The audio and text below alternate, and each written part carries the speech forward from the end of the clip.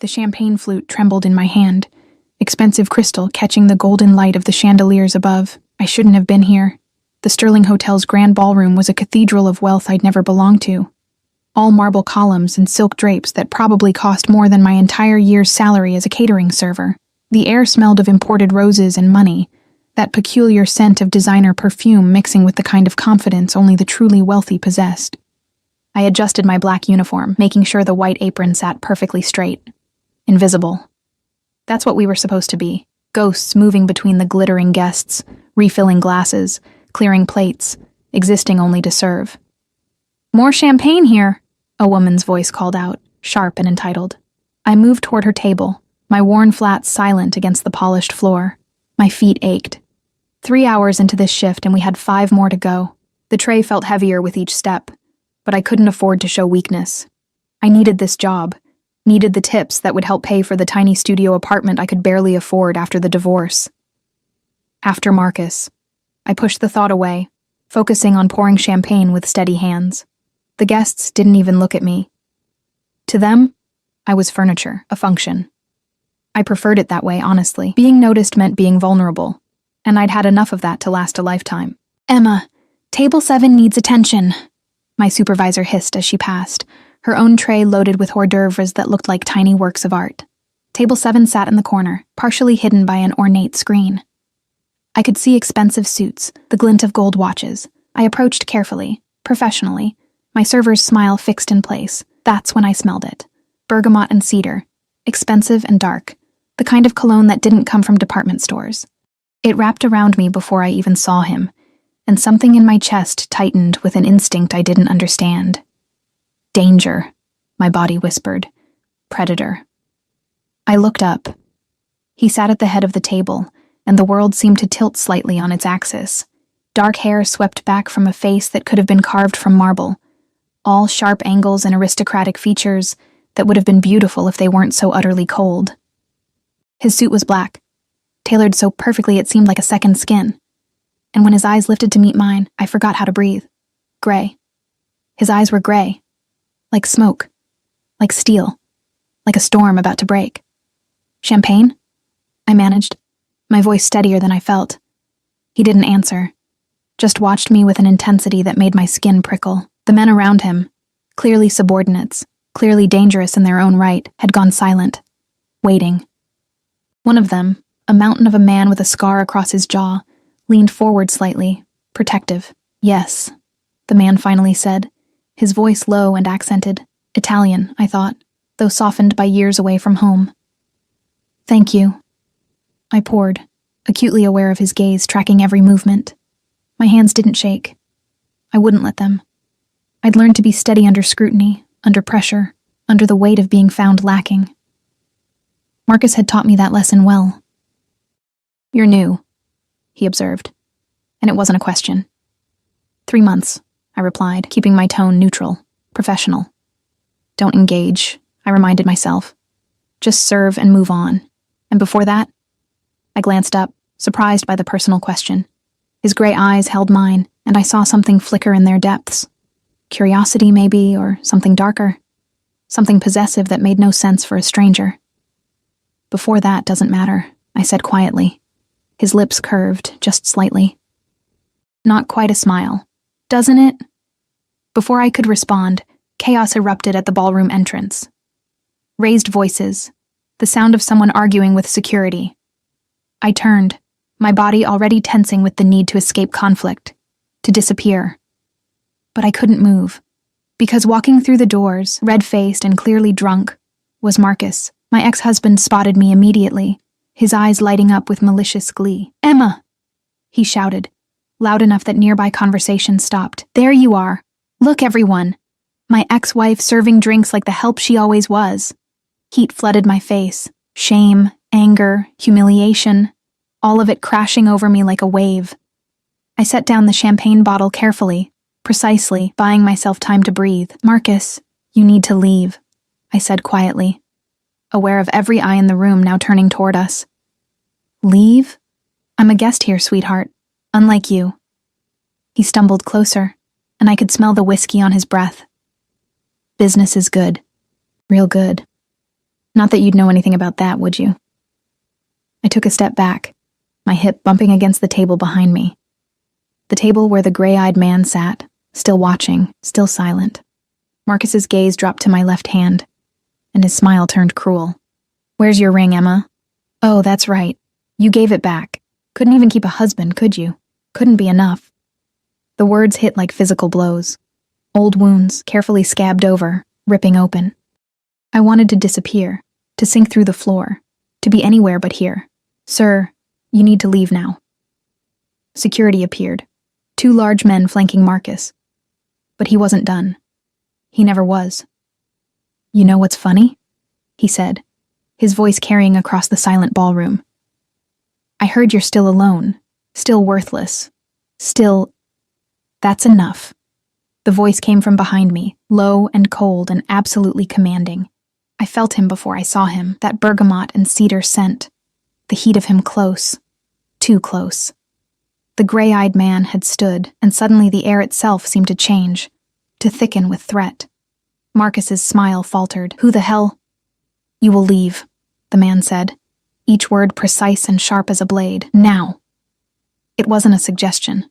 It was a fact, delivered with such absolute authority that even drunk, even belligerent, Marcus took a step back.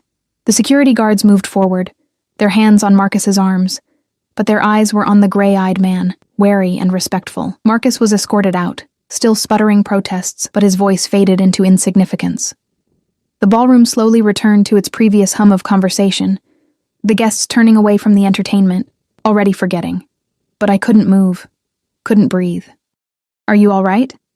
I turned to find him standing closer than before, those storm-gray eyes fixed on my face with an intensity that made my heart race for entirely different reasons than fear. I'm fine, I lied.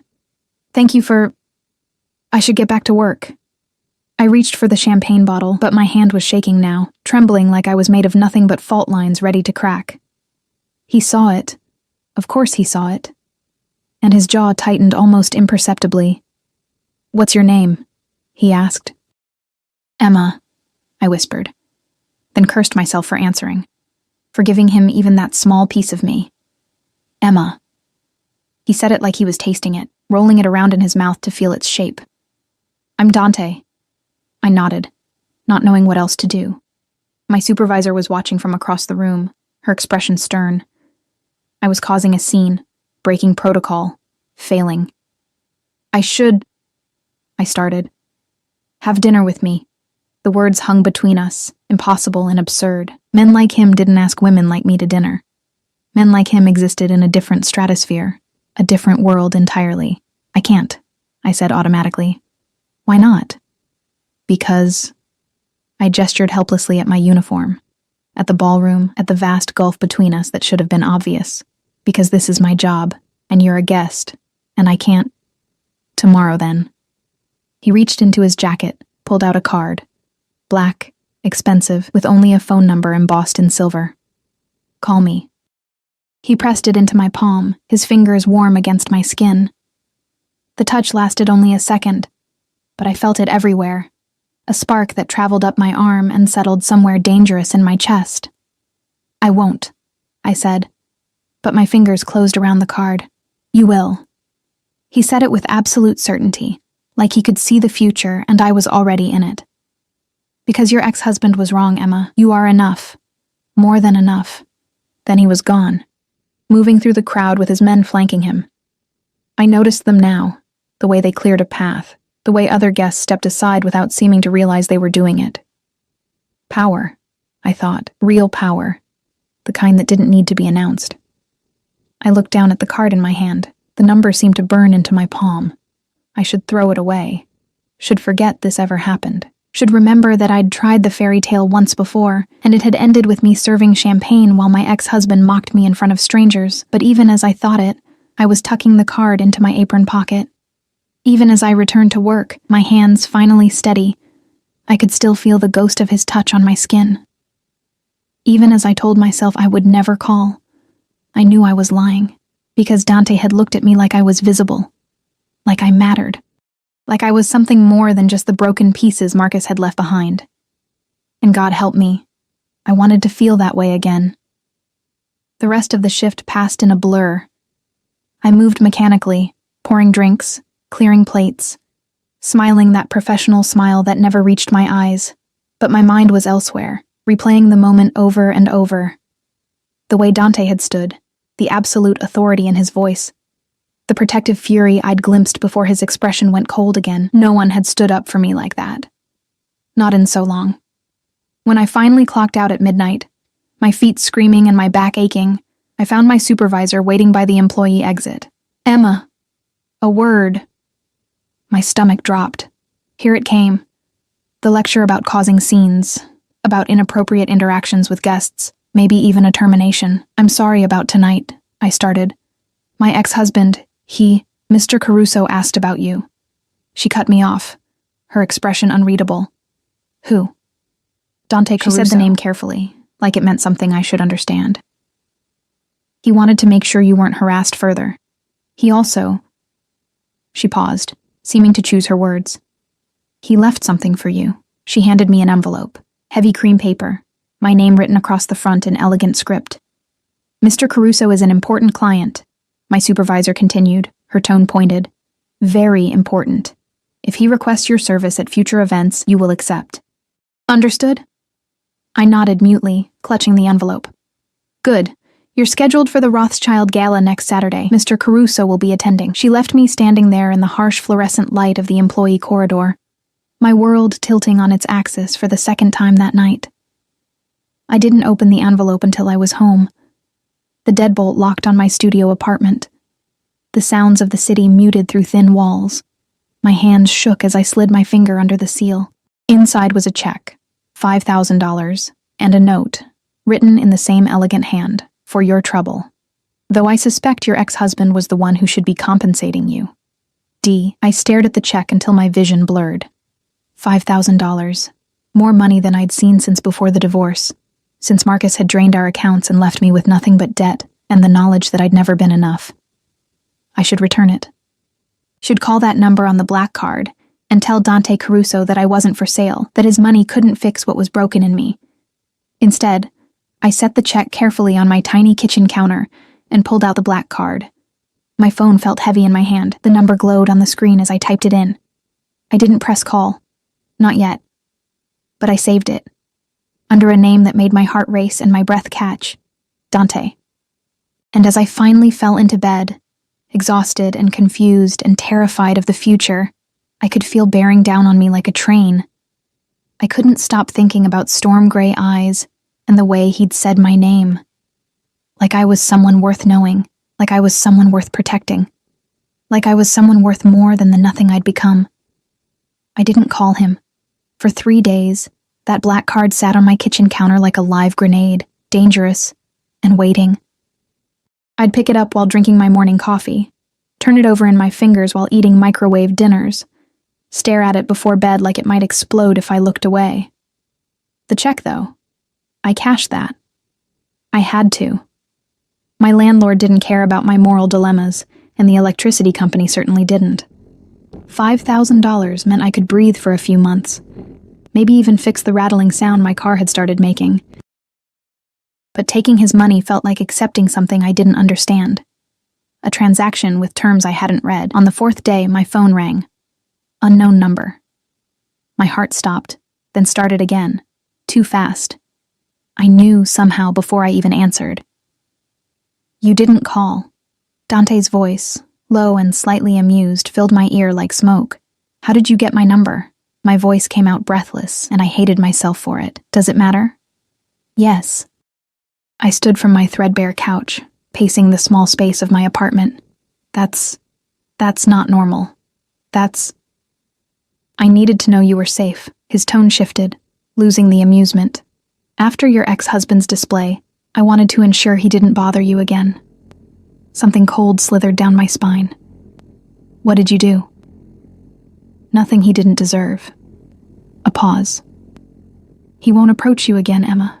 You have my word." I should have been horrified. Should have demanded answers, should have hung up and blocked the number. Instead, I felt something warm and dangerous unfurl in my chest. Relief. Safety. Things I hadn't felt in so long I'd forgotten what they tasted like. "The gala is tomorrow night," he continued, as if we were discussing the weather. "I'll send a car for you. 7 o'clock. I'll be working the event," I said, confused. "I don't need—" "Not as staff. As my guest." The words hit me like cold water. "What?" "Wear something beautiful. The car will wait if you're not ready." His voice softened, just slightly. "Please, Emma." He hung up before I could refuse. I stared at my phone, my heart hammering against my ribs. This was insane. I didn't know this man, didn't know anything about him except that he had money, power, and eyes that saw through me like I was made of glass, and that when Marcus had tried to humiliate me, Dante had stepped between us like a wall made of stone and fury. I called my supervisor. "About the Rothschild Gala tomorrow."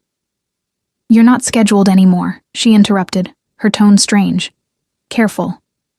Mr. Caruso requested the change. You'll still be paid, of course. He was very generous about the compensation." "Of course he was." "I see," I managed. "Emma." She hesitated. "Be careful. Men like Dante Caruso, they don't do anything without a reason." The line went dead. I spent the next 24 hours in a state of barely controlled panic. I had nothing to wear to a gala. My closet held server uniforms, clearance rack jeans, and a single black dress I'd worn to my divorce hearing. Nothing beautiful. Nothing worthy of standing next to a man who wore power like other men wore cologne. At 6:30 the next evening, there was a knock at my door. I opened it to find a woman in an elegant suit, holding garment bags and makeup cases. Behind her, 2 more women carried shoeboxes and jewelry cases. "Ms. Emma Hart?" The first woman smiled warmly. "Mr. Caruso sent us. We're here to help you prepare." I stood frozen in my doorway, overwhelmed. "I can't. This is too much." "Mr. Caruso was very specific," she said gently. "He said you would argue. He also said to tell you that refusing would hurt his feelings, and that he's not accustomed to having his feelings hurt." Despite everything, I felt my lips twitch. Manipulative bastard. "Fine," I heard myself say. "Come in." They transformed my tiny apartment into a salon. The dress they pulled from the garment bag made my breath catch. Deep emerald silk that shimmered like water, elegant and simple, and probably worth more than my car. The shoes were Louboutin. The jewelry was... I didn't even want to know. When they finished, I barely recognized the woman in my bathroom mirror. My dark hair fell in soft waves. My skin glowed. My eyes looked wider, more vibrant against the emerald silk. I looked like someone who belonged in Dante's world. I looked like someone Marcus would regret losing. The thought came unbidden and made me flinch. At exactly 7 o'clock, my phone buzzed. "The car is here. D." I took a breath, grabbed the small clutch they'd provided, and headed downstairs. The car was a Mercedes, black and sleek, and probably armored, though I didn't know enough about these things to be sure. A driver in a crisp suit opened the door, his eyes professional and carefully blank. The interior smelled like leather and that bergamot cedar scent I'd come to associate with danger. With Dante. The drive took 20 minutes through evening traffic. I watched the city pass outside the tinted windows, my hands twisted together in my lap. What was I doing? This was crazy. I should tell the driver to turn around. Should run back to my safe, small life where I understood the rules, but I didn't. The Rothschild mansion was lit up like a jewel box, all golden light and classical architecture. Guests in designer gowns and tuxedos climbed the wide steps, and I felt my courage falter. The driver opened my door. "Mr. Caruso is waiting inside, Ms. Hart." I forced myself to move, to climb those steps on shaking legs. At the entrance, a man in a dark suit, security clearly, nodded at me. "Ms. Hart, please follow me." He led me through the crowded foyer, past champagne towers and string quartets, through rooms where I recognized faces from magazine covers and television screens. Everyone glittered. Everyone belonged. Everyone except me. We reached a private salon, smaller than the main ballrooms, elegant and quieter. And there, standing by the window with a glass of whiskey in his hand, was Dante. He turned as I entered, and whatever words I'd been preparing died in my throat. He wore a tuxedo like he'd been born in one, all clean lines and sophisticated power. But it was his face that held me, the way his expression shifted when he saw me. something fierce and possessive flashing in those gray eyes before he controlled it. Emma. He set down his glass, crossed the room in 3 strides. You look. He didn't finish, just stood there, looking at me like I was something precious he'd found and didn't intend to let go. This is too much, I whispered. The dress, the car, all of this. It's nothing. He reached out, his fingers gentle as they tilted my chin up. You deserve beautiful things, Emma. You deserve to be treated like you matter. You don't know me, I said, but my voice shook. You don't know anything about me, then let me learn. His thumb brushed across my cheekbone and I shivered. Have dinner with me. Talk to me. Let me see you. Why? The question burst out of me, desperate. Why me? I'm nobody. I'm just... You're not nobody. His voice went hard, almost angry. Don't ever say that again. The intensity in his gaze should have frightened me. Instead, it made me feel alive in a way I hadn't since before Marcus, before I learned to make myself small and quiet and invisible. I don't understand this, I admitted. Neither do I. He stepped back, creating distance, though his eyes never left mine. All I know is that I saw you in that ballroom, exhausted and hurting and trying so hard to be invisible, and something in me recognized you. Recognized me as what? Mine. The word hung between us, possessive and absolute. I should have run. Should have been terrified by the certainty in his voice, by the way he looked at me like I was already his, like the choice had been made before I'd even known there was a choice to make. Instead, I felt heat bloom in my chest, dangerous and addictive. I was married before, I said, needing him to understand. It ended badly. I'm not good at this. He was a fool. Dante's jaw tightened, and he hurt you. It wasn't a question. Yes. The admission felt like opening a vein. He won't again. He said it with such finality, such dark promise, that I believed him. No one will. Not while I'm here. A knock at the door interrupted us. One of the men from the ballroom, the scarred one, entered, his expression carefully neutral. Boss, they're ready for you. Dante nodded, then offered me his arm. Will you stay? Let me show you off. Let everyone see how beautiful you are. I knew I should refuse. Knew this was moving too fast, spiraling into something I couldn't control. But when I looked into those storm-gray eyes, I saw something that terrified and thrilled me in equal measure. I saw a man who would burn the world down if someone tried to hurt me. I took his arm. The ballroom erupted into noise and light as we entered. Conversations paused, heads turned, eyes tracked us, tracked me with curiosity and speculation. I felt naked, exposed, every insecurity rising up to choke me. Dante's hand covered mine where it rested on his arm, warm and steady. Breathe, he murmured. I have you. And somehow, impossibly, I believed him. The evening passed in a blur of introductions I wouldn't remember, and conversations I barely followed.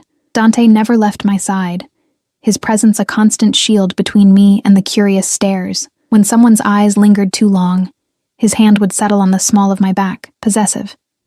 When a man tried to pull him aside for business, Dante's refusal was polite, but absolute. Not tonight, he said, and there was steel beneath the courtesy. Tonight I'm otherwise engaged. I felt it then, the power that radiated from him. These people, wealthy and influential as they were, deferred to him, respected him. Some, I noticed, seemed almost afraid. Who are you? I asked quietly as we moved through the crowd. Really? His lips curved, but it wasn't quite a smile. Does it matter? Yes. He guided me toward a balcony, away from the crowd. The night air was cool against my skin. The city spread out below us like scattered diamonds. My family has business interests, he said carefully. Import, export, investments. We've been in America for 3 generations, but our roots are Italian. That's not what I'm asking. Those gray eyes fixed on me, assessing. No, he agreed, it's not. Are you dangerous? My heart hammered, but I needed to know. Yes. He didn't hesitate, didn't try to soften it. Very. Should I be afraid of you? No, Dolcezza. The endearment rolled off his tongue like honey and smoke. Never of me. But for me, perhaps. Being close to me comes with risks. What kind of risks? The kind that mean I surround myself with guards. The kind that mean I trust very few people. The kind that mean... He stopped, his jaw tightening. The kind that mean I shouldn't be standing here with you, pulling you into my world, but I'm too selfish to let you go. I should have walked away, should have thanked him for a lovely evening and returned to my safe, small life. Instead, I stepped closer. What if I don't want to be let go? His control cracked, just for a moment. I saw hunger flash in his eyes, raw and desperate. Emma. I'm tired of being invisible, I whispered. I'm tired of being safe and small and nothing. When I'm with you, I feel like I matter, like I'm real. You are real. His hands came up to frame my face, gentle despite the intensity burning in his gaze. You're the most real thing I've encountered in years. He kissed me then, and the world fell away. His lips were soft but demanding, tasting of whiskey and dark promises. I melted into him, my hands fisting in his jacket, anchoring myself against the storm. He kissed me like he was starving, like I was air and he'd been drowning, and I kissed him back with all the desperate loneliness I'd been carrying for so long. When we broke apart, both breathing hard, his forehead rested against mine. Come home with me, he said roughly. Let me keep you safe. Let me... Yes. I didn't let him finish. Didn't want to hear all the reasons this was insane. Yes. His eyes closed, like I'd just given him something precious. You don't know what you're agreeing to, then show me. He pulled back, studying my face with an intensity that should have been uncomfortable. If you come with me, Emma, I won't want to let you go. You need to understand that. I'm not a casual man. I don't do temporary. Good. The words surprised us both. I'm done with temporary. I'm done with men who make me feel like I'm disposable. You're not disposable. His voice went hard, almost violent. You're precious. He seemed to struggle with the words. You're mine. From the moment I saw you, you were mine. It should have terrified me, that possessive certainty. Instead, it felt like coming home. Then take me home, I whispered. His smile was slow and dangerous and full of dark promise. As you wish, Dolcezza. Dante's home wasn't a house. It was a fortress, disguised as a mansion. The car wound through iron gates that closed behind us with an ominous clang, past security checkpoints hidden in manicured gardens, up a private drive lined with trees that blocked any view from the street. The building itself was modern and imposing, all clean lines and dark glass that reflected the night sky like obsidian. You live here alone? I asked, my voice small in the quiet luxury of the car. Not alone. Dante's hand covered mine on the seat between us. I have staff, security, but my private quarters, yes, those are mine alone. The driver opened my door, and Dante was there immediately, offering his hand. I took it, letting him guide me up marble steps to massive double doors that opened before we reached them. Inside, the foyer was breathtaking. Soaring ceilings, art that probably belonged in museums, furniture that screamed old money and dangerous taste. But what caught my attention were the men. They stood at intervals throughout the space, all wearing dark suits, all with the same watchful, dangerous air. Guards. I counted 6 before I stopped, suddenly very aware of what security meant in Dante's world. Marco. Dante addressed the scarred man from the gala, who appeared as if summoned. We're not to be disturbed. Make sure the perimeter is secure. Already done, boss. Marco's eyes flicked to me, assessing but not unkind. Miss Hart. I nodded, unsure of the protocol. Dante led me through the house, past rooms I barely registered, until we reached a private wing. Here, the atmosphere changed. Warmer, more lived in. He opened a door to what was clearly his study. All dark wood and leather, with floor-to-ceiling windows overlooking the city. Drink? He offered, moving to a bar that probably cost more than my car. Just water, please. My voice shook slightly. He poured water for me, whiskey for himself, then guided me to a leather sofa that felt like sitting on a cloud. He sat beside me, close but not touching, giving me space I wasn't sure I wanted. You're shaking, he observed quietly. I'm terrified, I admitted. Of me, of this, of how fast this is happening, of how much I want. I stopped, pressing my lips together. How much you want what? His voice went low, intimate. You. The word came out barely above a whisper. I want you, and I don't understand why. I don't know you. I don't know anything about your life, your business, why you have armed guards, or why people look at you like you're something between a king and a killer. Perhaps I'm both. He set down his glass, turning to face me fully. Emma, what I'm about to tell you, it doesn't leave this room. Not ever. Do you understand? My heart hammered. Yes. My family's business isn't entirely legal. He said it calmly, watching my reaction. We control ports, shipping routes, certain territories. We settle disputes that can't go through official channels. We have our hands in industries that operate in the shadows. You're in the Mafia. I said it flatly, needing the words spoken plainly. That's a crude term, but yes. My grandfather built this empire. My father expanded it. Now it's mine. His jaw tightened. I won't apologize for what I am, Emma. I won't lie to you about it, but I also won't let it touch you if I can help it. I should have run. Should have demanded he take me home immediately. Instead, I asked, why tell me? Because I want you in my life, and my life comes with truths that aren't pretty. He reached out, his fingers gentle on my cheek, because you deserve honesty, even when it's ugly. And because... He paused, something vulnerable flickering in his eyes. Because I haven't felt this way about anyone in so long I'd forgotten what it was like. What way? Protective. Possessive. Desperate. His thumb traced my lower lip and I shivered. I saw you being hurt by that bastard ex-husband, and I wanted to kill him. I still do. The only thing stopping me is that it would upset you. The casual way he said it, like murder was just another option on the table, should have horrified me. Instead, something dark and wounded inside me whispered, someone would kill for you. Someone thinks you're worth protecting. What did you do to Marcus? I needed to know. I had my people visit him, explain that you were under my protection now, and that any further harassment would be met with consequences. His expression went cold, dangerous. He was also informed that certain financial discrepancies in his business dealings could easily come to light, unless, of course, he disappeared from your life entirely. He's been stealing? I wasn't surprised. Embezzling from his employer, yes. Has been for years. Dante's eyes narrowed. Did he steal from you too? Everything. The word tasted bitter. Emptied our accounts, maxed out credit cards in my name, left me with nothing but debt. His lawyer was better than mine. I couldn't prove anything. You can now. He pulled out his phone, tapped a few buttons, then showed me the screen. I had my people look into his finances. Everything's documented here.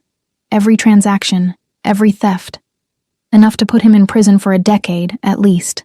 I stared at the evidence, my hands trembling. How did you... I have resources, and I take care of what's mine. He said it simply, like it was obvious. Say the word, Emma, and he'll face charges. Or say another word and he'll simply... disappear. Your choice. The power he was offering me was intoxicating and terrifying. Justice, served cold, by a man who played by rules I didn't understand. I just want him gone, I whispered. I just want to never see him again. Done. Dante set his phone aside, his attention returning fully to me. He won't bother you. Ever, I believed him. God help me. I believed every word. Why me? The question I'd been holding back finally escaped. You could have anyone. Women who understand your world, who belong in it. Why a broke server with an ex-husband and trust issues? He was quiet for a long moment, his gaze distant. 5 years ago I was engaged, he finally said. Sophia. Beautiful, sophisticated, from a family like mine. Everything was arranged. The wedding, the merger of our families, the future we'd build together. Jealousy, sharp and unexpected, cut through me. What happened? She was killed. His voice went flat, empty. A rival family sending a message. They put a bomb in her car. She died instantly. Oh, Dante. I reached for him without thinking, my hand on his arm. I loved her, he continued, his eyes on mine now, seeing through me. Or I thought I did. But what I felt for her was nothing compared to what I felt the moment I saw you. My breath caught. That's impossible. You don't even know me. Don't I? He shifted closer, his hand cupping my face. I know you're stronger than you think. I know you've been hurt, and you're still standing. I know you work yourself to exhaustion trying to survive, trying to be invisible, trying to be enough for people who never deserved you. His thumb brushed away a tear I didn't realize had fallen. I know that when you smile, really smile, it's like the sun coming out, and I know that I will burn this entire city down before I let anyone hurt you again. You're insane, I whispered, but I was leaning into his touch, probably. His lips curved. But I'm your kind of insane, aren't I? He kissed me before I could answer, and this time there was no gentleness. Just hunger, desperate and consuming. I kissed him back with equal fervor, my hands in his hair, his jacket, pulling him closer. He tasted like whiskey and dark promises, and I wanted to drown in him. We broke apart, both breathing hard. Stay, he said roughly. Tonight, tomorrow.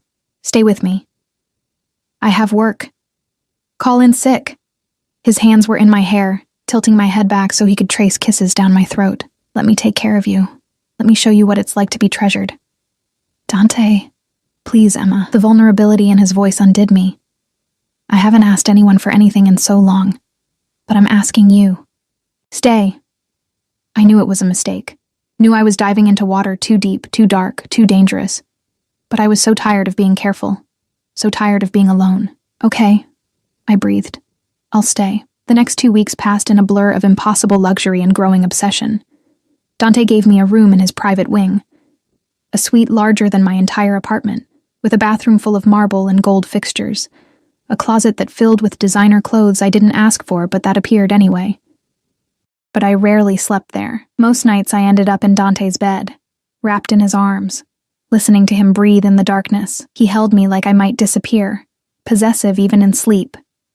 He was insatiable in his need to know everything about me, my childhood, my dreams, my favorite foods, the books I loved, the music that made me cry. He asked questions like he was memorizing me, storing away every detail in some vast internal database. And he gave me pieces of himself in return. I learned that he spoke 4 languages fluently, that his mother had died when he was 12, leaving him in the care of a father who trained him to be ruthless, that he'd killed his first man at 16, a rival who'd threatened his younger sister, Lucia, who now lived in Italy, safe from this life. I learned that he played piano when he couldn't sleep, that he had nightmares about Sophia's death, that he collected first-edition books and read poetry in Italian when he thought no one could hear. I learned that beneath the dangerous exterior was a man who craved connection, who was desperately lonely, who'd built walls so high he'd forgotten how to let anyone in. Until me. You're staring, I said one morning, waking to find him propped on one elbow, watching me with those storm-gray eyes. I like looking at you. He traced a finger down my arm, leaving goosebumps in its wake. You're beautiful when you sleep, peaceful. I feel peaceful here. It was true. Despite everything. Despite the armed guards. Despite knowing what he was. Despite the danger that lurked at the edges of this perfect bubble, I felt safe. Is that wrong? No, Dolcezza. It's exactly right. He leaned down, kissed me softly. You're supposed to feel safe with me. Always. On the 15th day, but the bubble couldn't last forever. I was in Dante's study, reading while he worked at his desk, when Marco appeared in the doorway. His expression was grim. Boss, we have a problem. Dante's eyes cut to me, then back to Marco. My office. Now. He kissed my forehead. Stay here. Don't leave this room. Dante, what? Please, Emma, trust me. His eyes were hard, dangerous. The ruthless man I'd glimpsed but never truly seen. Stay here. He left, and I heard the click of the lock. He'd locked me in. Panic fluttered in my chest. I moved to the door, tried the handle. Solid. I was trapped. For protection, I told myself. He's keeping you safe. But my hands were shaking as I pressed my ear to the door, trying to hear. Voices low and urgent. Dante's, controlled but with an edge of fury I'd never heard before. Marco's delivering information I couldn't quite make out. Then a word that made my blood run cold. Valentino. And another. Retaliation. I backed away from the door, my heart racing. This was real. The danger, the violence, the world Dante lived in. It wasn't just theory anymore. It was here, pressing against the walls of our perfect bubble. 20 minutes later, The lock clicked. Dante entered, his expression carefully controlled. But I could see the tension in his shoulders, the fury burning in his eyes. "What happened?" I asked. "Nothing you need to worry about." He moved to pour himself a drink, his movements precise. "Don't do that." I stood, crossing to him. "Don't shut me out. You said you'd be honest with me." His jaw tightened. "A rival family made a move against one of my operations. It's handled." "Handled how?" "Emma." "How, Dante?" He slammed the glass down, making me flinch. Then his eyes went soft, horrified. "I'm sorry. I'm sorry, Dolcezza. I didn't mean to." He reached for me, and I let him pull me close. "I would never hurt you. Never." "I know. And I did. But I need to understand what I'm part of now. What being with you means." He was quiet for a long moment, his arms tight around me. "It means you're a target," he finally said, his voice rough. "It means that anyone who wants to hurt me will see you as a weakness. It means I have to keep you surrounded by guards, locked away, protected every second." He pulled back to look at me. "It means I should let you go, send you back to your safe, normal life, before someone uses you against me. Is that what you want?" My voice shook. "No." The word was torn from him. "God help me, no. I want to keep you here, locked in this house where nothing can touch you. I want to chain you to me so you can never leave. I want—" He stopped, his control cracking. "I want you more than I've wanted anything. And it's going to get you killed." "Then teach me," I said, my hands on his face making him look at me. "Teach me how to survive in your world. Don't lock me away like I'm made of glass. Trust me to be strong enough." His eyes searched mine, desperate and afraid and hungry. "You don't know what you're asking." "Yes, I do." I rose on my toes, kissed him hard. "I'm asking you to let me choose you, danger and all. I'm asking you to stop trying to protect me from you and start teaching me how to protect myself." "Emma, I love you." The words fell between us like stones, heavy and irrevocable. "I know it's too soon. I know it's crazy. But I love you. And I'm not going anywhere." He stared at me like I'd just given him the world and taken it away at the same time. Then he was kissing me, desperate and fierce, his hands in my hair, holding me like I was the only solid thing in his universe. "I love you," he said against my lips, his voice breaking. "Ti amo, dolcezza. I love you so much it terrifies me." We didn't make it to the bedroom. The next morning, I woke to find Dante already dressed, standing by the window with his phone pressed to his ear. His voice was low, controlled, but I could hear the steel beneath it. "I don't care what Valentino thinks he's owed." He crossed a line. A pause. "Then make him understand, permanently, if necessary." He hung up, and only then seemed to notice I was awake. His expression softened immediately, the ruthless boss disappearing behind the man who loved me. "I didn't mean to wake you," he said, crossing to the bed. "Who's Valentino?" I asked, sitting up and pulling the sheet around myself. Dante's jaw tightened. "A problem I'm handling." "That's not an answer." He sat on the edge of the bed, his hand reaching out to tuck a strand of hair behind my ear. "Marco Valentino runs a rival family. We've had an uneasy peace for years, territories divided, operations separate. But he's been testing boundaries, pushing into areas that belong to me. And last night, he hit one of my warehouses, burned it to the ground." Dante's eyes went cold. "He's sending a message, trying to make me look weak. What are you going to do?" "What I have to." He stood, his posture rigid. "I need to meet with my captains this afternoon, plan our response. You'll stay here with guards." "No." I climbed out of bed, wrapping the sheet around myself like armor. "You said you'd teach me. You said you'd stop locking me away." "This is different, Emma. This is dangerous. Everything about you is dangerous." My voice rose, frustration spilling over. "But I chose this. I chose you. So either trust me to handle it, or admit that you see me the same way Marcus did, as something fragile that needs to be protected from reality." His expression darkened. "Don't compare me to him. Then stop treating me like I'll break." I moved closer, my hand on his chest. "I survived a marriage that destroyed me. I survived losing everything. I'm stronger than you think." He stared at me for a long moment, conflict warring in his eyes. Then his hand covered mine, his thumb stroking across my knuckles. "Fine," he said quietly. But you stay close to me. You don't leave my sight. And if I tell you to run, you run. Understood? Understood. The meeting was held in a private room at one of Dante's restaurants, a legitimate business that served as cover for less legal operations. The space was elegant, windowless, swept for bugs daily according to Marco, who arrived before us with 3 other guards. I sat beside Dante at the head of a long table, acutely aware of the 7 men who filed in over the next 10 minutes. They were all older than Dante, all carrying themselves with the confidence of men who'd survived decades in a brutal world.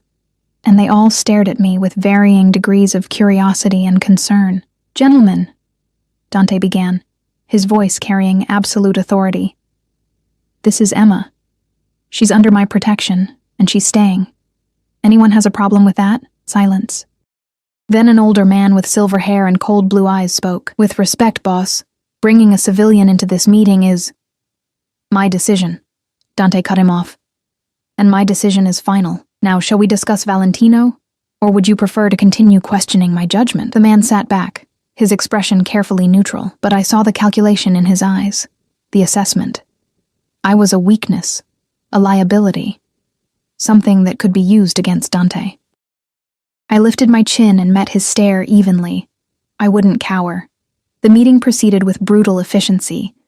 Maps were spread across the table, territories marked, operations detailed.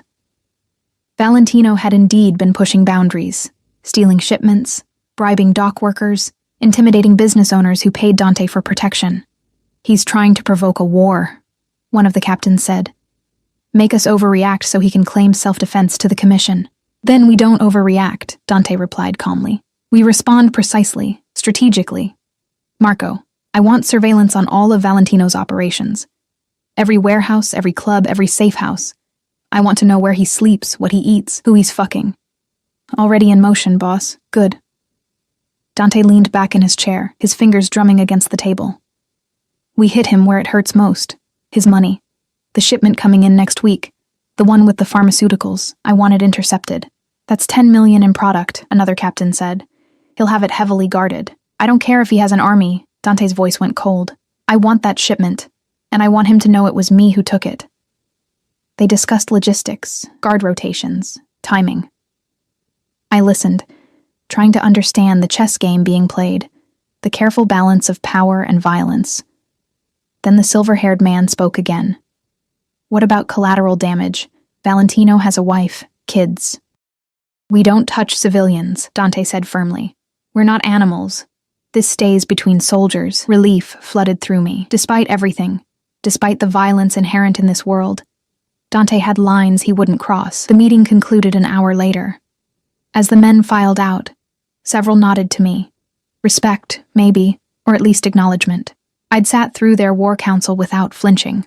It was something. When we were alone, Dante pulled me close. "You're trembling." "I'm fine." I wasn't. My hands were shaking, my heart racing with the reality of what I'd just witnessed. Plans for theft, for violence, discussed as casually as business strategy. "You don't have to pretend with me, Dolcezza." His lips brushed my temple. "It's all right to be scared." "I'm not scared of you," I said truthfully. "I'm scared for you." His arms tightened around me. "I've survived this long. I'm not going anywhere. You can't promise that." "No," he agreed quietly. "But I can promise that I'll fight like hell to come back to you. Every time." Over the next week, I watched Dante orchestrate his response to Valentino with the precision of a master tactician. Guards were repositioned, surveillance established, plans refined and refined again. He kept me close, as promised. I attended meetings, learned names and faces, began to understand the intricate web of loyalty and fear that held his organization together. And I saw the toll it took on him. Late at night, when he thought I was sleeping, I'd feel him leave the bed. I'd hear him in his study, on the phone. His voice low and hard. Sometimes I'd wake at 3 a.m. to find him at the piano, playing melancholy pieces that made my chest ache. "You need to sleep," I said one night, patting into the study in one of his shirts. "Can't." He didn't look up from the papers spread across his desk. "The shipment arrives tomorrow. Everything needs to be perfect." I moved behind him, my hands on his shoulders, kneading the tension I found there. When was the last time you slept more than 3 hours? I'll sleep when this is over, Dante. I can't afford mistakes, Emma. He finally looked up at me, and I saw the exhaustion in his eyes, the weight of responsibility. One wrong move, one miscalculation, and people die. My people. Maybe even you. Then let me help. I circled the desk, perched on the edge in front of him. Tell me what you need. I need you safe. His hand settled on my thighs, warm through the thin fabric. I need to know that when this gets ugly, and it will get ugly, you're somewhere Valentino can't reach you. Where would that be? Here? Surrounded by your guards? Some safe house where I'll go crazy waiting? I cupped his face, making him look at me. I'm safest with you, right here. You have too much faith in me. I have exactly the right amount of faith in you. I leaned down, kissed him softly. Come to bed. You can't plan if you're too exhausted to think straight. 5 more minutes. Now, Dante. I stood, pulling him up with me. Your captains have their orders. Your men know what to do. You've done everything you can. Now come to bed and let me take care of you. He followed, too tired to argue. In the bedroom, I pushed him down onto the mattress, straddled his hips, and began unbuttoning his shirt. Emma. Shh.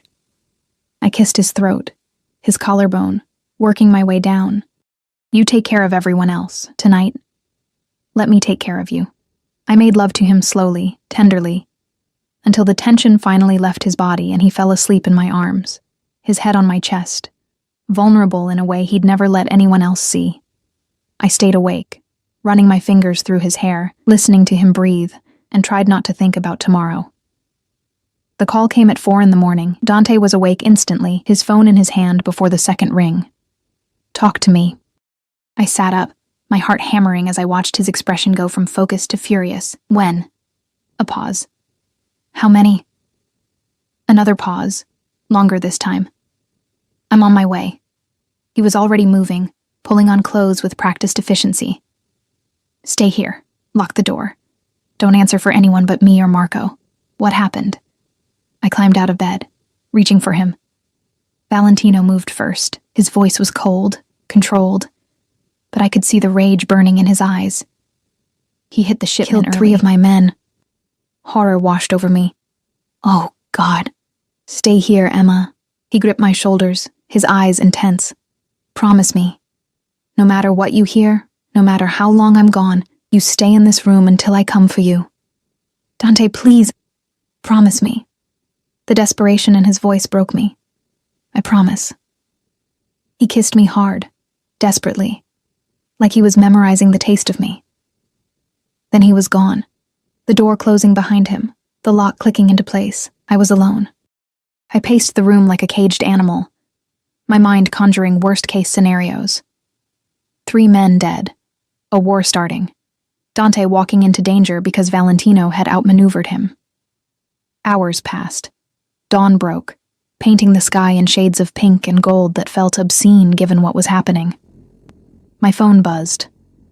A text from an unknown number. He should have stayed away from what's mine. My blood ran cold. I stared at the message, my hands shaking. Then another came through. A photo. Of me. Taken yesterday, walking through Dante's garden with guards flanking me. Taken from outside the property, from a distance, with a high-powered lens. Valentino knew where I was, knew what I looked like, knew that I mattered to Dante. I was exactly what Dante had feared. A weakness, a target. The phone buzzed again. Another message. Tell him to back down, or you're next. I should have been terrified. Should have called Marco.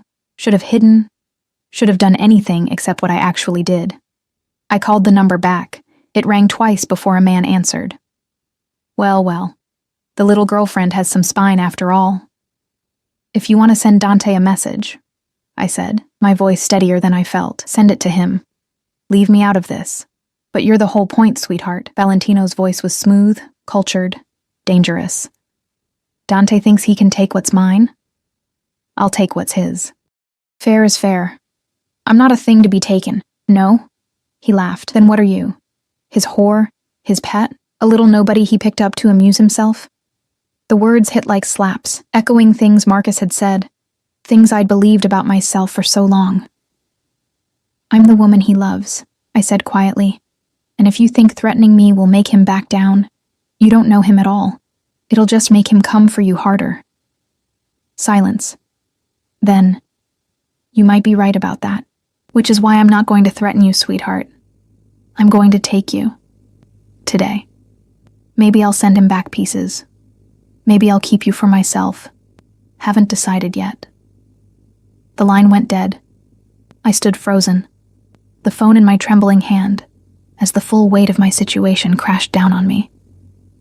I'd just painted an even bigger target on my back, and Dante wasn't here to protect me. I was alone, locked in a room, waiting to be prey. For the first time since meeting Dante, I understood true fear. Not fear of him, but fear of what loving him would cost, and I understood something else too. I wouldn't hide, wouldn't cower, wouldn't let Valentino use me as a weapon against the man I loved. If he wanted me, he'd have to come get me, and I'd make sure he regretted it. I grabbed my phone, dialed Marco's number, and prepared for war. Marco answered on the first ring. Ms. Hart, are you— Valentino just called me, threatened me. He's planning to take me today. The words tumbled out, my voice shaking but clear. He knows where I am.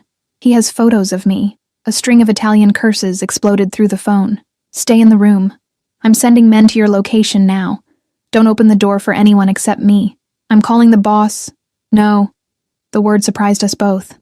Dante is dealing with the aftermath of the attack. He doesn't need this distraction right now. With respect, Ms. Hart, you are his priority. He'll want to know. And when he finds out, he'll do something reckless. He'll come back here, leave himself exposed. Maybe get killed because he's trying to protect me instead of protecting himself. My hands were shaking, but my mind was clear. How long until you can get here? 10 minutes. Maybe less. Then we have 10 minutes to make this place a fortress. I moved to the window looking down at the grounds. What do I need to do? Marco was quiet for a moment. Then, there's a panic room. In the closet, behind the mirrored door. The code is 0717, Dante's birthday. Get inside and lock it. It's bulletproof, soundproof. You'll be safe there until we arrive. I found the door, punched in the code with trembling fingers. It swung open to reveal a small room, maybe 8 feet square, with monitors showing security feeds, a phone, water, supplies, a bunker designed for exactly this scenario. I'm in, I told Marco. Good, lock it. Don't come out until you hear my voice. I started to close the door, then stopped. On the monitors, I could see the grounds, the gate, the perimeter. And I could see something else too, a black van pulling up to the gate. Men with guns climbing out. Marco, they're already here. More cursing. How many? 6. Maybe more in the van. My heart was hammering so hard I could barely breathe. They're cutting through the gate. The guards. I see 2 of your men moving to intercept. I watched, helpless as gunfire erupted on the screens. Silent on my end, but I could see the muzzle flashes, see one of Dante's guards go down. Marco, they're getting through. Emma, lock that door now. I'm 3 minutes out. They're in the house. I could see them on the interior cameras, moving with military precision through rooms I'd walked through just yesterday. They know where they're going. I should have locked the door, should have hidden like Marco said. But something in me rebelled against cowering, against being the helpless victim one more time. I'd spent years being invisible, being powerless, being nothing, not anymore. I left the panic room, grabbed my phone, and looked around Dante's bedroom for anything I could use as a weapon, his closet. I pulled open drawers until I found what I was looking for, a gun. Small, elegant, deadly. I'd never held a weapon before. The weight of it in my hand was terrifying and empowering in equal measure. The bedroom door handle turned, locked. Then the sharp crack of someone kicking it. Once, twice. The wood splintered. I raised the gun with shaking hands, pointing it at the door as it burst open. 2 men entered, both armed, both moving with the casual confidence of professionals. They stopped when they saw me, surprise flickering across their faces. Well, one of them said, smiling. Boss said she had spine, didn't say she was stupid. Put the gun down, sweetheart, the other one said, his weapon trained on my chest. Before you hurt yourself.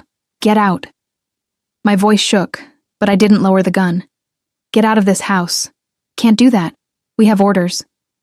The first man moved closer, slow and careful. You can come easy, or you can come hard. Your choice. I'm not going anywhere with you. See, that's not actually an option. He was close now. Too close. Drop the gun, and I pulled the trigger. The recoil surprised me, sent me stumbling back. The shot went wide, embedding in the wall. But it was enough. Both men dove for cover, giving me precious seconds. I ran. Out of the bedroom, down the hall, my bare feet silent on marble floors. I could hear them behind me, shouting, coordinating. The house I'd felt safe in was now a maze of danger. I took a turn, another, trying to remember the layout. The study, Dante's study, had another exit, a private staircase to his office below. Gunfire erupted behind me. I felt something burn across my upper arm, hot and sharp. I'd been hit. But I kept running. Made it to the study, slammed the door, fumbled with the lock. My arm was bleeding, the pain starting to register through the adrenaline. The door shuddered under heavy impacts. They were breaking through. I found the hidden staircase, took the steps 2 at a time, emerged in Dante's office. Locked that door too. My phone was buzzing. Marco. I answered, gasping. Emma, where are you? Dante's office. Ground floor. I'm hit. You're what? Just my arm. I'm okay. But they're... The office door exploded inward. They're here. I raised the gun again, but hands grabbed me from behind. Where had he come from? And twisted it from my grip. I screamed, fought, clawed. But there were too many of them. Feisty little thing. One of them laughed, pinning my arms. Boss is gonna love breaking you. Then the windows shattered. Marco and 4 of Dante's men came through in a storm of broken glass and violence. I'd never seen anything like it. Precise, brutal, efficient. Within seconds, the men holding me were dead or unconscious, and Marco was pulling me behind him, his gun tracking for additional threats. Clear, one of his men called. Marco turned to me, his eyes scanning my injuries. You were supposed to stay in the panic room. I know. I was shaking now, shock setting in. I'm sorry, I couldn't hide. I couldn't... You shot at them? He sounded almost impressed. I missed. But you tried. He pressed a cloth to my bleeding arm. That's more than most civilians would do. Boss is going to be... He stopped, his expression shifting. Ah, hell. I heard it then. The roar of engines, multiple vehicles screeching to a halt outside, doors slamming. And then Dante's voice, loud and absolutely furious. Where is she? He burst into the office like a force of nature, his suit splattered with blood that I prayed wasn't his eyes wild. Those gray eyes found me, took in the blood on my arm, the broken glass, the bodies on the floor, and something in him shattered. Emma. He was across the room in 3 strides, his hands on my face, my arms, checking for injuries with shaking fingers. Dio, Emma, what? You were supposed to be safe. You were supposed to... I'm okay. I caught his hands, squeezed them. I'm okay, Dante. I promise. You're bleeding. His voice cracked. You're hurt. Just a graze. I've had worse from kitchen accidents. He pulled me into his arms, held me so tight I could barely breathe. I felt him trembling, felt the fear and fury rolling off him in waves. I should have been here, he said against my hair. I should have protected you. You did. Your training, your guards, your panic room, it all protected me. I pulled back to look at him, and I protected myself too. I'm not helpless, Dante. I'm not fragile. No. He touched my face like I was something precious and miraculous. You're extraordinary. Marco cleared his throat. Boss, we need to move. Valentino knows she's still here. He'll send more. He won't send anyone. Dante's expression went cold, deadly.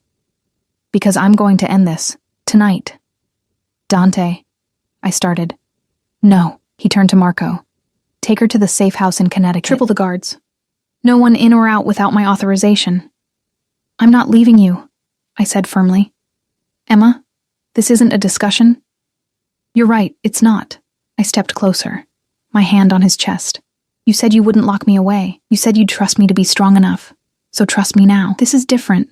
This is war. Then let me be part of it. I could see him wavering. Not in the fighting, not in danger. But don't send me away where I'll go insane wondering if you're alive. Please. He stared at me for a long moment, conflict warring in his eyes. Then he turned to Marco. The meeting with Valentino, is it arranged? Yes, boss. Neutral ground, as requested. 2 hours. Good. Dante's jaw tightened. Emma stays with me until then. After... He looked at me. After, we'll see. The next 2 hours were a blur of organized chaos. Dante's men mobilized with military precision. Weapons checked.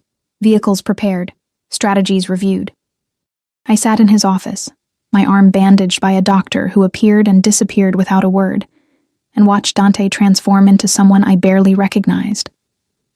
Gone was the man who held me gently, who played piano in the dark, who looked at me like I was his whole world. This was the Mafia boss, cold, calculating, absolutely ruthless. You can't go in there expecting to negotiate, one of his captains was saying. Valentino crossed too many lines. He has to be made an example of. I know. Dante's voice was flat, which is why I'm not going in expecting to negotiate. Boss?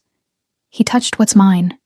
Dante's eyes were ice. He sent men into my home. He hurt the woman I love. There's only one way this ends. My blood ran cold. Dante, what are you planning? He looked at me, and for a moment I saw the conflict return. Something I should have done years ago. You're going to kill him. Yes. He didn't flinch from it. And anyone who stands with him, that'll start a war. The war already started. I'm just going to finish it. He crossed to me, knelt so we were eye level. I need you to understand something, Dolcezza. I've lived in this world my whole life. I've made compromises, kept peace, played by rules that men like Valentino see as weakness. But the moment he threatened you, all of that ended. I don't care about peace anymore. I don't care about the commission, or the other families, or the consequences. I only care about keeping you safe. Even if it destroys you, even then. He kissed my forehead. You're worth it. You're worth everything. Then don't go. I grabbed his jacket, desperate. Walk away. We can leave, start over somewhere he can't find us. He'll find us. Men like Valentino always do. His hands covered mine. The only way to keep you safe is to eliminate the threat, permanently. I wanted to argue, wanted to find some other solution, but looking into his eyes, I saw the terrible truth. He was right. Valentino wouldn't stop, wouldn't give up. Not until one of them was dead. Come back to me, I whispered. Please, Dante, come back. Always. He kissed me, soft and lingering. I promise. He left me in the safe house, an anonymous building in the city, surrounded by guards, with Marco standing watch. The meeting was happening across town, in a warehouse on the waterfront. Neutral ground, supposedly. I paced, unable to sit, unable to think about anything except Dante walking into danger. He'll be fine, Marco said quietly. The boss has survived worse. Has he survived walking into a meeting with someone who wants him dead? More times than I can count. We waited. Minutes felt like hours. I checked my phone obsessively, though I knew Dante wouldn't call, couldn't call. Not in the middle of... The door burst open. I spun, heart in my throat, gun in hand before I realized I'd grabbed it, but it wasn't an enemy. It was one of Dante's men, breathing hard, blood on his suit. It's done, he said. Boss says to bring her home. Valentino, Marco asked. Dead. Him and 6 of his captains. The rest surrendered. The man's smile was sharp. Boss sent their heads to the commission with a message. Anyone else who touches what's his ends the same way. I should have been horrified, should have been disgusted by the violence, the brutality. Instead, I felt only relief. It was over. And the boss? I managed. Waiting for you. Dante was standing in his study when I arrived, staring out the window at the city lights. His suit was ruined, blood splattered across the expensive fabric. But he was alive, whole. Dante. I said his name like a prayer. He turned, and the cold, deadly boss disappeared. What remained was just a man, exhausted, relieved, desperate. Emma. He crossed to me, pulled me into his arms. It's over. You're safe. His voice broke. I thought I might lose you. When Marco told me about the attack, that you'd been shot, I'm here. I held him tight. I'm safe. We both are. He pulled back just enough to look at me, his hands framing my face. I need you to understand what tonight means. What I did. The commission won't forget this. Other families will see it as aggression. There will be consequences. I don't care. Emma, I don't care. I repeated firmly. You kept me safe. You kept us safe. That's all that matters. It might mean we have to leave the city, go somewhere quiet, away from this life. He watched me carefully. Would you do that? Leave everything behind to be with me? I thought about my tiny apartment, my serving job, the life I'd built from nothing after Marcus destroyed me. It wasn't much. It had never been much. But Dante was everything. Yes, I said simply. Anywhere, as long as I'm with you. Something in his expression shifted. He reached into his jacket, pulled out a small box. My heart stopped. I bought this the day after I met you, he said quietly, opening it to reveal a ring, emeralds surrounded by diamonds, elegant and perfect. I knew even then that I'd never let you go, that you were mine, and I was yours, and nothing else mattered. Tears blurred my vision. Dante, I know it's fast, I know it's insane, but marry me, Emma. Let me spend the rest of my life keeping you safe, making you happy, showing you that you're worth everything.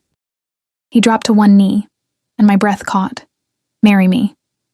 I thought about Marcus, about the cheap ring he'd given me and the emptier promises. I thought about how he'd asked where my ring was, mocking me for not being enough to keep. And then I looked at Dante, dangerous, obsessive, absolutely devoted Dante, and I knew. This was real. This was forever. Yes, I whispered. Yes, 1,000 times yes. He slid the ring onto my finger, and it fit perfectly. Of course it did. He'd probably known my size from the moment he touched my hand. Then he was standing, lifting me into his arms, kissing me like I was air and he'd been drowning. Mine, he murmured against my lips. Finally, completely mine. Yours, I agreed. Always. 3 months later, we were married in a small chapel in Italy, with Dante's sister Lucia as my maid of honor, and Marco standing as best man. The ceremony was private, intimate, with only Dante's most trusted people present. I wore ivory silk and the emerald ring that never left my finger. Dante wore a tuxedo and an expression of such fierce possession that several guests smiled knowingly.